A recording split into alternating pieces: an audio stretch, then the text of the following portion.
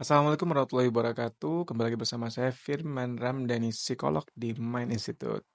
Masih dalam Uncut Sharing Sessions, di mana saya akan sharing berbagai hal seputar psikologi dengan format video yang mengalir apa adanya. Video kali ini kita akan membahas mengenai health anxiety atau kecemasan terhadap kondisi kesehatan. Ini kemarin baru kita bahas nih di webinar Mind Institute. Mind Institute. Dan saya lagi OTW bikin tulisannya, insya Allah rampung dalam minggu ini insya Allah. Health anxiety mungkin kita bahas beberapa fiturnya aja kali ya supaya nggak terlalu panjang. Health anxiety sesuai sama namanya, kecemasannya fokusnya pada tema kondisi kesehatan. Memang kecemasannya spesifik nih temanya, tapi sebenarnya semua kecemasan itu tipikal, sama, similar, sami mawon. Beberapa fiturnya misalnya pertama, adanya catastrophic thinking. Berpikir bahwa ini pasti the worst case scenario. Kalau dalam kondisi kesehatan, kecemasan terhadap kesehatan atau health anxiety itu keyakinannya biasanya tentang penyakit kan ya, bahwa si individu menderita sebuah penyakit yang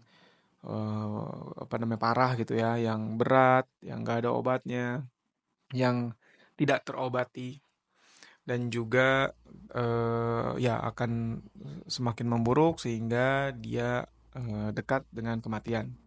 Biasanya apa yang dia yakini begitu. Nah, karena keyakinannya begitu kuat, begitu strong, keyakinan ini akan menimbulkan efek dong ya. Karena kan apa yang kita yakini pasti akan ngefek ke emosi dan perilaku kita. Si keyakinan ini berdampak pada emosi tentunya cemas, cemasnya intens. Dan orang-orang yang cemas itu naturalnya, kita sebut mungkin ya otomatisnya lah ya, Bu. Lebih enak itu ya. Otomatisnya dia akan berusaha untuk merasa nyaman, berusaha untuk cemasnya ini hilang gitu ya. Berusaha untuk cemasnya ini mereda. Dan beberapa menggunakan perilaku yang kita kenal dengan avoidance behavior atau safety behavior. Intinya perilaku yang ingin cepat-cepat cemasnya itu turun atau hilang dengan cepat gitu lah ya. Dengan instan gitu ya. Karena lawannya adalah exposure behavior. Nanti kalau dalam terapi misalnya ada orang yang fobia kucing ya pasti akan didekatkan pada si kucing gitu ya. Justru bukannya menghindar karena kan naturalnya dia akan menghindar. Naturalnya lagi otomatisnya dia akan menghindar ketika ada kucing karena dia takut, dia cemas tentang dengan itu. Terkait dengan health anxiety, salah satu efek dari kecemasannya adanya reassurance seeking behavior. Sebuah perilaku yang akhirnya membuat si individu itu eh, mencari tahu, berkali-kali mencoba mengkonfirmasi tentang penyakitnya. Gitu ya. Misalnya gini, dia datang ke dokter satu, terus minta dicek. Karena dia merasa dadanya sakit atau ada bagian tubuhnya sakit dan dia meyakini dia punya penyakit serius. Dicek sama dokternya, dikasih tahu, "Mas, Mbak, baik-baik saja kok, nggak ada masalah," gitu ya. Sampai rumah dia mikir, "Tapi gimana ya kalau misalnya dokternya tadi eh, salah atau mungkin hasil labnya tuh nggak bisa mendeteksi karena kan rumah sakitnya bukan rumah sakit yang bagus atau labnya bukan lab yang terkenal. Bisa coba cek lagi deh ke yang lain." Gitu. Dia coba cari lagi. Datanglah ke dokter satunya, dokter yang lain dia coba cari second opinion.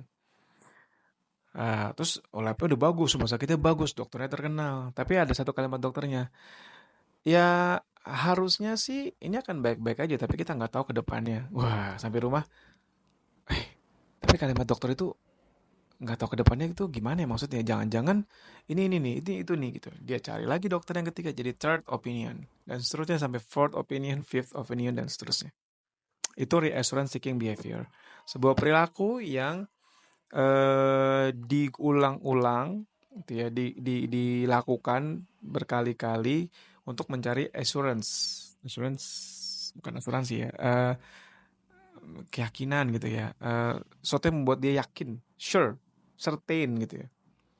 Masalahnya namanya dia cemas gitu ya. Selalu ada hal yang akhirnya nggak pernah membuat dia certain, yang nggak bisa membuat dia benar-benar certain gitu. Apalagi ini kan tentang penyakit ya. Tentang penyakit misalnya kalau dia membayangkan dia atau meyakini dia punya penyakit kanker, tentunya kan nggak besok tiba-tiba kankernya stadium 4 dan dia langsung meninggal. Nggak begitu kan?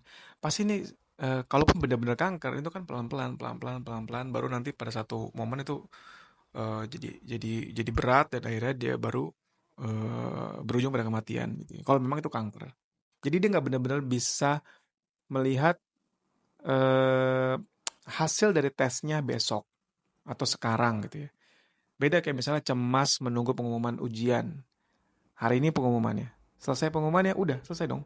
Karena udah tahu lulus atau enggak gitu ya. Nah, tapi kalau soal penyakit kan ini kan memang kekhawatirannya masih lama gitu membuktikan pembuktiannya. Jadi itu akan membuat dia semakin cemas terus gitu. Masalah berikutnya adalah ini zaman digital. That's the problem. That's the big problem. Karena zaman digital akhirnya banyak orang-orang bukan cuma datang ke tenaga ahli, dia juga akan cari cerita atau berita atau informasi di sosmed, di media sosial gitu ya, di Google, di YouTube. Bahkan beberapa pasien bisa cari yang lebih detail tuh di jurnal tuh di buku gitu ya. Ada pasien saya yang dia jurusannya seni, tapi dia bisa tuh mengerti soal bahasa-bahasa medis untuk ginjal gitu. Dia cari jurnalnya gitu ya. Dan sama kayak soal dokter tadi di awal, dia sudah baca jurnal, tapi dia merasa, tapi ini jangan-jangan jurnalnya nggak ini nih. Tapi bisa jadi kan ini, bisa jadi itu. Dia cari lagi, dan nggak pernah bisa benar-benar selesai gitu ya. So apa yang harus dilakukan dong? Sebenarnya kalau dari cerita saya tadi artinya kan cukup datang ke satu dokter, dokter ahli atau tenaga ahli lah ya. Lalu atau mungkin cari satu sumber aja informasi dan sudah cukup. Tapi nggak enak mas, masih cemas. Nah itu, that's the problem. The problemnya adalah, masalahnya adalah anxiety. Jadi setelah dapat sumbernya, kita perlu deal with anxiety.